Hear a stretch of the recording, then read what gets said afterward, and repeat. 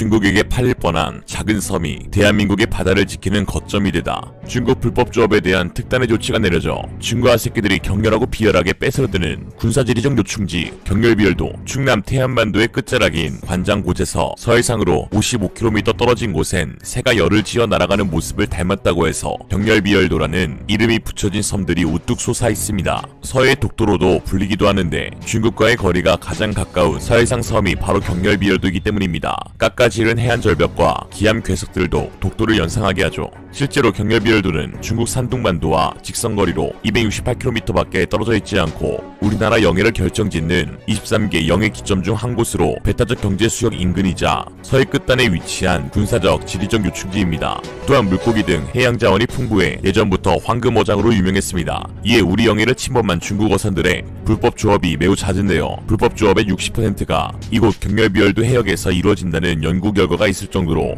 이곳에서는 매번 전쟁이 벌어집니다. 지난 2014년에는 중국이 조선족을 앞세워 경렬비열도 가운데 개인 소유의 섬인 서경렬비도에 대해 20억 원을 주겠다며 매입을 시도하기도 하였습니다. 국토 영해 기점인 섬의 소유권을 중국인이 갖게 됐을 경우 향후 영토 분쟁의 씨앗이 될 수 있습니다. 중국인들은 섬의 토지는 물론 인근 양식장 허가 관련 서류까지 떼어온 것으로 봐서 어장 확보까지 노린 시도로 파악됩니다. 이는 즉 우리 바다 국경을 침탈하고 황금 어장도 빼앗아가려 한 것이죠. 일각에서는 국토의 소유주가 바뀐다고 해서 주권국이 바뀌는 것은 아니라며 대수롭지 않게 생각하는 경향도 있지만 상대가 중국이라면 말이 달라집니다. 일례로 중국은 남중국해 양아치답게 90%에 대한 영유권을 주장하며 해변을 따라 U자 형태로 구단선을 긋고 인공섬을 건설, 그곳을 군사기지로 만들어 베트남, 필리핀은 물론 말레이시아, 브루나이, 대만 등 인접국과 갈등을 빚고 있습니다. 당연히 국제사법재판소는 중국의 영유권 주장을 기각했지만 법도 상식도 통하지 않는 게 중국이죠.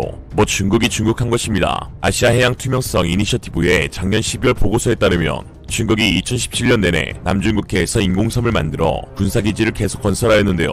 암티는 중국이 스프레틀리 제도와 파라셀 제도 내 약 29헥타르 29만 제곱미터의 인공섬에 군사기지를 건설했다고 밝혔습니다. 워싱턴 DC 소재 싱크탱크 전략 및 국제학연구소 산하의 암티는 중국이 꾸준히 공사를 진행 중임을 보여주는 새로운 위성사진도 공개하였습니다. 암티는 스프레틀리 제도의 피어리크로스 수비 및 미스피스 함초와 파라셀 제도의 노스 트리톤 섬에 지하창고와 관리 건물부터 대형 레이더 및 센서 기지까지 다양한 시설이 새로 건설됐다고 전했습니다. 암티는 이전에 스프레틀리 제도에 7개의 인공섬을 건설했으며 이 중 3개는 비행장과 깊은 수심의 항구를 갖춘 공군 및 해군 작전 기지로 전환 중인 것으로 보인다고 보고한 바 있습니다. 이렇듯 섬이 없는 곳도 시멘트를 뿌려 섬 만든 뒤 미사일 까는 중국이 만약 경렬비열도를 사들이게 된다면 뭐가 됐든 국익에 해가 될 것은 자명한 일입니다. 그 즉시 중국의 해상민병대로 불리는 중국 불법 어선들의 전초기지가 되겠죠. 실제로 필리핀 배타적 경제수역 휘서남초 부근에 중국 선박 220여 척이 떼지어 다니며 주변국에 위협을 주고 있음에도 중국 측은 우리 소유의 땅에서 잠시 거친 파도를 피해 정박하고 있을 뿐이라고 주장하였습니다. 중국 어선들은 일반적인 어선이 아닌 영유권 분쟁이나 조업 갈등이 벌어지는 해역에서 무력을 행사하기 위해 중군사 조직인 해상민병으로 활용되고 있습니다. 해상민병에 대해 군사적 대응을 하기 어려우니 중국이 이를 적극 활용하고 있는 것인데요. 상대 측 국가가 어선을 공격할 시 민간인을 상대로 군사적 조치를 취했다며 역으로 피해 보상 및 군사적 개입의 근거로 삼기 위함입니다. 해양 관계자에 따르면 중국은 평상시 생업에 종사하다 전시에 군으로 편입되는 민병제도로 운영하고 있는데 해상민병은 18에서 35세 어민들이 의무적으로 가입하게 되어 있고 전체 민병 중 3.7%인 30만 명 규모로 추정되고 있습니다. 해상민병은 평소 생업에 종사하면서 훈련, 물자운반, 해상시위 등 활동을 수행하거나 해군, 해경의 정보원 역할까지 도맡아 하고 있습니다. 지난 2014년 광동의 차오저우 지방군구는 해상민병대의 정찰 및 감시, 연락에 필요한 최신식 장비들을 장착하도록 지원까지 해주면서 아예 군사화시키고 있습니다. 특히 지난 2015년 10월 미해군 소속 이지스 구축함 라세남이 남중국해 인공섬에 12일 이내로 진입해 초계작전을 수행하자 금세 중국 어선단 수백 척이 달라붙어 벌떼 전술로 압박했던 것이 대표적인 사례로 꼽힙니다. 당시 미 이지스함은 외형상 중국 선박들이 군함이 아닌 어선이어서 강력한 대응을 하지 못했다고 합니다. 정부 소식통은 중국 어선들의 이러한 행태는 타국 해군 해경이 수 없다는 점을 활용하는 전형적인 회색지대 전략이라고 말했습니다. 이런 문제는 비단 남중국 해에서만 일어나는 문제가 아닙니다. 우리나라 서해바다의 상황도 매우 심각한데요. 한국 정부에 따르면 우리 서해바다에서 조업하는 중국 어선의 수는 매년 4월 기준으로 2018년 50척, 2019년 90척, 2020년 80척 두 자릿수를 유지하다 올해 들어 2021년 240척으로 급증하였습니다. NLL 인근 중국 불법 조업선은 대부분 북한 수역에서 머무르다가 밤이 되면 우리 쪽으로 내려오는데요.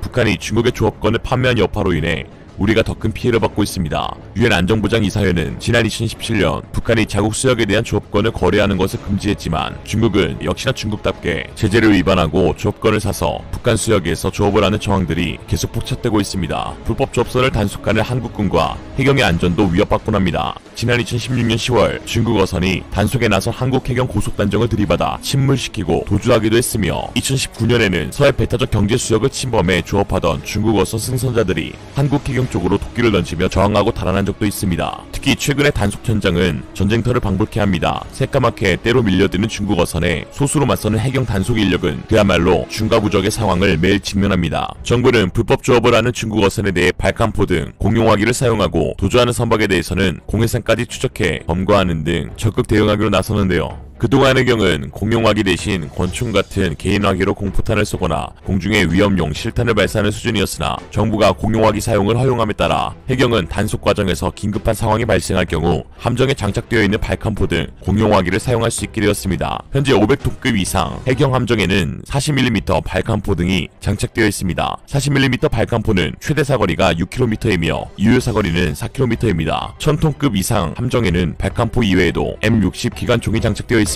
발칸포를 사용할 경우 선박 격침도 가능합니다. 중국 눈치 보지 마시고 선조치 후 보고하셔서 두 번 다시는 우리의 역을 넘보지 못하도록 만들어야 합니다. 또한 그동안 무인도로 방치되어 관리가 소홀했다는 평가를 받았던 경렬비열도는 현재 대산지방 해양수산청 직원 4명이 2명씩 짝을 지어 15일씩 교대 근무를 하고 있습니다. 중국 어선의 불법업 감시와 인근의 역을 오가는 배들에 불을 비추는 일이 상주 인력의 주요 임무입니다. 섬 정상에는 직원들이 살 수 있도록 투룸 형식의 쑥소 4채가 지어졌고 섬에 전기를 공급할 태양광 발전시설 그리고 헬기장도 조성되었습니다. 기상 관측 장비도 대폭 확대돼 중국발 황사와 미세먼지 등의 관측기지 역할도 맡게 됩니다. 정부는 최서단 경렬비열도가 유인화됨에 따라 현재 진행 중인 중국과의 배타적 경제수역 협상에도 유리하게 작용할 것으로 전망하고 있습니다. 국토교통부 국토지리정보원은 경렬비열도 가운데 등대가 설치된 북경렬비도에 국가기준점을 설치하였는데요. 국가기준점은 국토에 관한 각종 개발 등의 입안을 위한 지도를 제작하거나 측량 등 골격이 되는 기준으로 사용됩니다. 평면, 높이, 중력값 등이 포함되어 있는데 국가기준점은 전국에 4,664개가 설치되어 있습니다.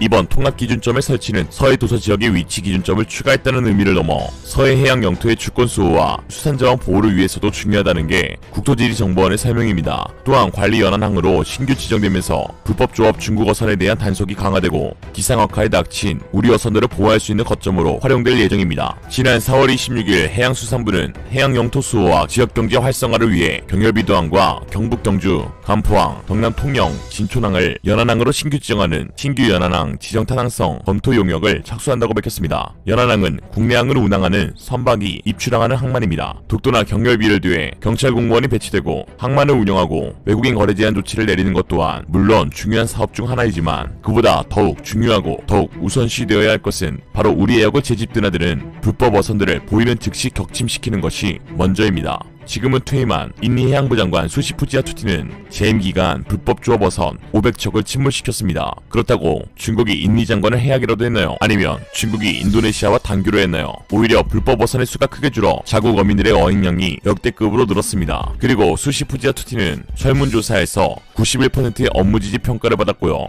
국회의원과 자치단체장들에게도 한번 묻고 싶습니다. 중국의 눈치를 보시겠습니까? 아니면 국민의 눈치를 보시겠습니까?